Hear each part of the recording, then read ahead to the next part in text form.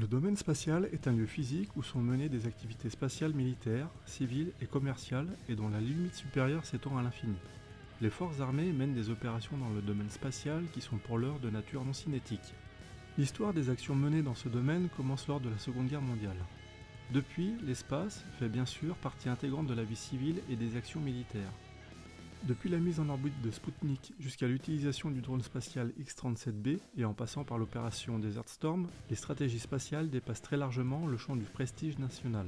Cette introduction au domaine spatial militaire américain a pour objectif de proposer un découpage historique des principales périodes de développement de ces activités. Ce découpage distinguera les acteurs clés et les temps de bascule de cette épopée.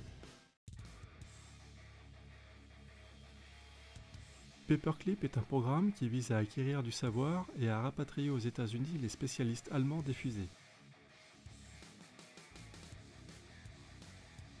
Les Américains pensent alors avoir avec eux l'essentiel des compétences réunies autour du programme V2 de l'Allemagne nazie. Même si l'histoire opérationnelle de ce matériel n'a pas joué un rôle fondamental dans le déroulement du conflit mondial, le V2 marque le début de ce qui a pu être appelé l'ère des fusées. Les premiers documents américains concernant l'espace, notamment ceux de l'administration Truman, révèlent une orientation vers une stratégie de militarisation par opposition à une stratégie d'armement. Cette stratégie est destinée à soutenir les initiatives spatiales pacifiques et à prévenir toute agression dans ce domaine. L'armement de l'espace peut être défini comme tout dispositif spatial non nucléaire conçu et déployé pour identifier, caractériser, suivre, détruire, endommager ou dégrader d'autres dispositifs dans l'espace, dans les airs, sur terre ou sur mer. La militarisation de l'espace peut être définie comme l'utilisation de capacités satellitaires non cinétiques et ciblées sur des missions de renseignement, de surveillance et de reconnaissance, de communication et de météorologie. Fin 1953, l'administration Truman prend la décision stratégique de donner la priorité au financement d'une force de bombardier stratégique plutôt qu'au développement de satellites. Cette orientation est prise en fonction de l'analyse de la menace du moment et de l'utilité perçue de l'espace. Puis, le président Dwight Eisenhower poursuit activement le développement d'une politique et de moyens spatiaux à destination de la défense. Opposé à l'idée de militariser l'espace, Eisenhower approuve les premiers développements de systèmes anti-satellites, de défense contre les missiles balistiques et de satellites de reconnaissance.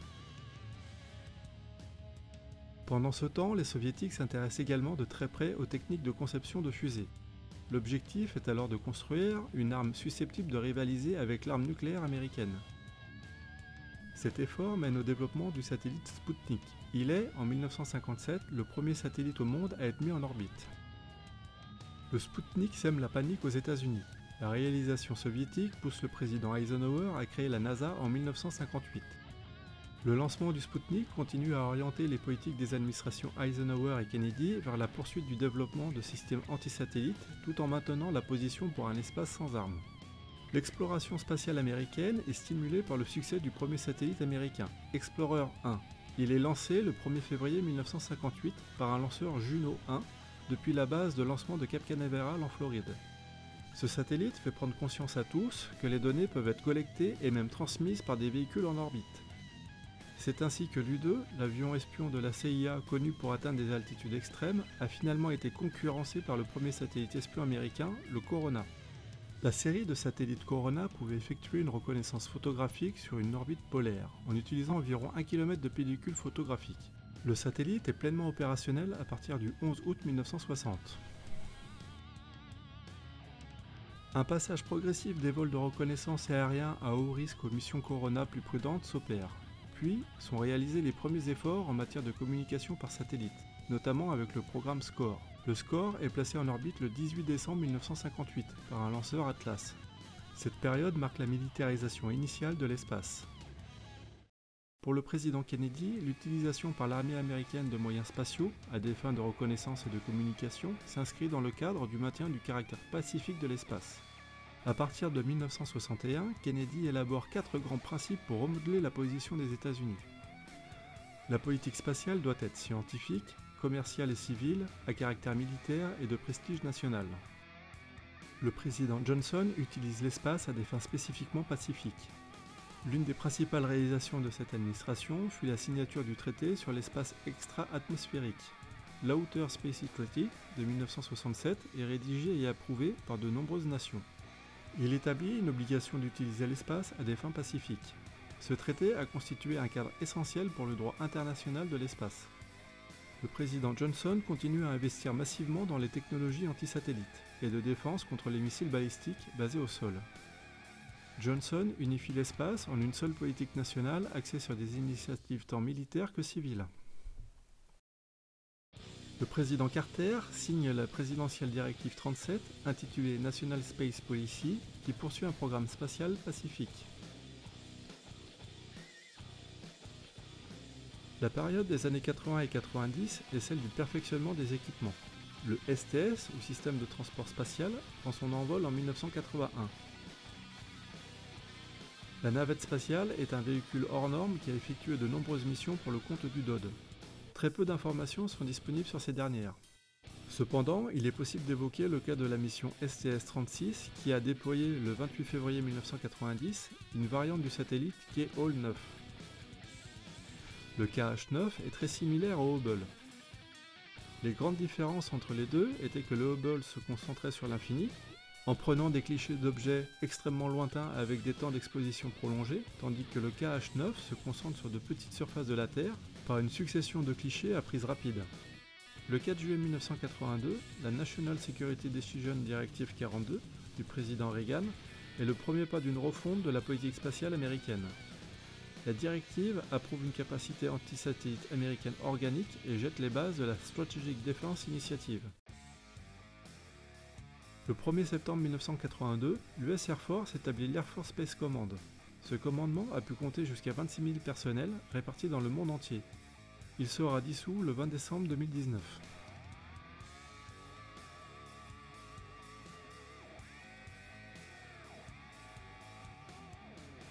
Le 23 mars 1983, Ronald Reagan lance la Strategic Defense Initiative.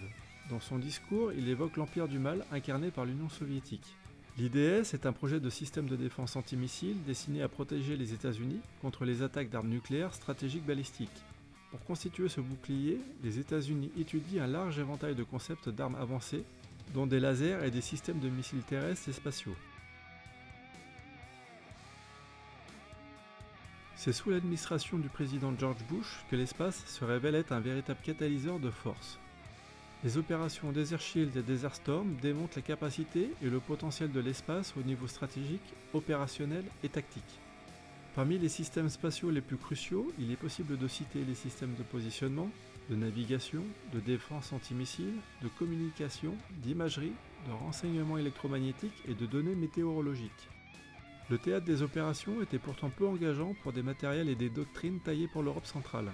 Pour aggraver les choses, en 1991, la constellation de satellites GPS n'était pas au complet.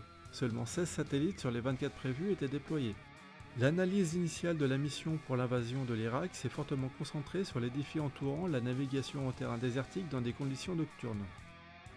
La première opération aérienne de Desert Storm a lieu de nuit. Elle est réalisée par la Task Force Normandie composée de 9 AH-64A de la 101e Airborne Division et de 3 MH-53J Pavlo du 1st Special Operation Wing. Si les premiers disposent d'une puissance de feu inégalée, les deuxièmes sont équipés d'une navigation GPS. Ces deux systèmes d'armes combinés vont ouvrir un couloir aérien sécurisé à l'armada de la coalition en frappant les radars d'alerte précoce irakiens. La composante spatiale démontre également son efficacité à guider des munitions. Les B-52G lancent 35 missiles de croisière guidés par GPS sur des éléments clés de l'infrastructure de communication et des F-117A équipés de GPS déploient également divers types de munitions. La guerre du Golfe, que beaucoup considèrent comme la toute première guerre spatiale, fut une vitrine de la technologie intégrée à l'espace.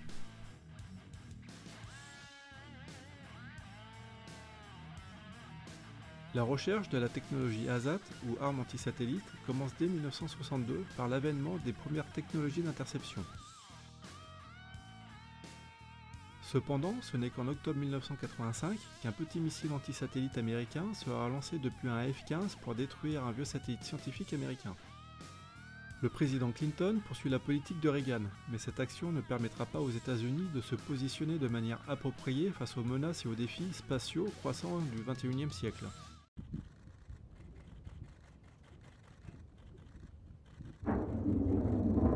En 2001, le secrétaire à la Défense Donald Rumsfeld dirige une commission spatiale chargée d'examiner l'avenir de la sécurité spatiale aux États-Unis.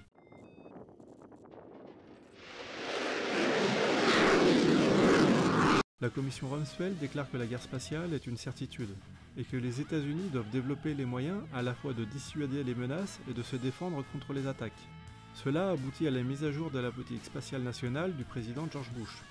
En outre, en 2002, les États-Unis se retirent du traité sur les missiles antibalistiques de 1972.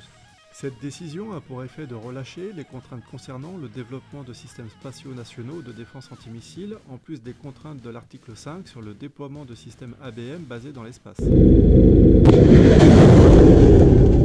Dans la lutte anti-satellite, les États-Unis seront suivis par d'autres pays, la Chine en 2007, la Russie en 2015 et enfin l'Inde en 2019. Chaque test d'armes anti-satellite ajoute des débris à divers niveaux d'orbite autour de la Terre, aggravant toujours plus le risque de rendre l'espace impraticable. Un an après le tir chinois, le président George Bush approuve l'opération Burn Frost, qui ordonnait au croiseur USS Lake Erie de lancer un missile SM-3 pour frapper un satellite défaillant.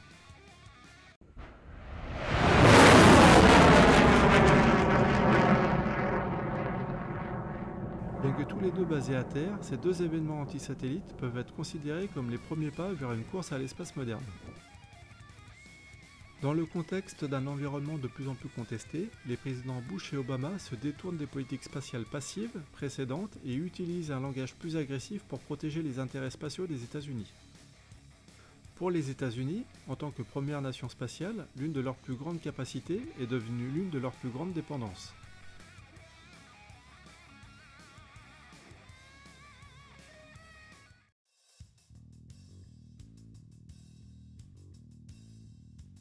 Le domaine spatial est de plus en plus contesté, remettant en question la notion de suprématie spatiale. Le 23 août 2017, un satellite russe nommé Cosmos 2519 a semblé donner naissance à un petit frère baptisé Cosmos 2521, qui semblait se déployer et manœuvrer tout seul. Plus tard, Cosmos 2521 donne naissance à son propre petit frère, Cosmos 2523.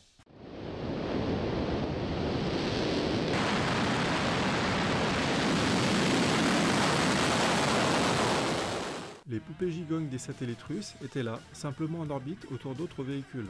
La Russie a désormais la capacité de contester activement la suprématie spatiale des États-Unis. Le 20 décembre 2019, sous la présidence de Donald Trump, l'United States Space Force devient la 6e branche des forces armées des États-Unis. La Space Force est créée au sein du Department of the Air Force. Le Secretary of the Air Force est responsable de l'organisation, de la formation et de l'équipement de la Space Force et de l'Air Force, qui sont deux services militaires distincts.